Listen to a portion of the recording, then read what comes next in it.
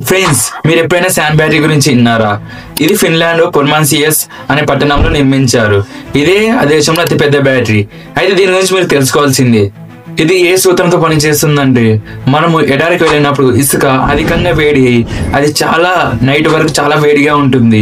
దీన్ని ఉపయోగించుకొని ఫిన్లాండ్ వాళ్ళు ఒక ఎక్స్పెరిమెంట్ చేశారు. అదేమిటంటే, ఇసుకను ఒక పెద్ద ట్యాంక్ లాగా పోసి దాని చుట్టూ ఒక షీల్ లాగా చేసి అది వేడిని బయటికి పోకుండా అటువంటి మెటీరియల్స్ పెట్టి దాని లోపల పైపులు పెట్టి అలాగే రెసిస్టెంట్ హీట్ అని పెట్టి ఇలా కవర్ చేసి అలా పెడతారనమాట. అనవసర విద్యుత్తుని ఆ రెసిస్టెంట్ హీటర్ కు సరఫరా చేస్తారు. ఆ హీటర్ ఆ పైపులో ఉన్న గాలిని వేడి చేసి ఆ ఇసుకలోకి పంపిస్తుంది.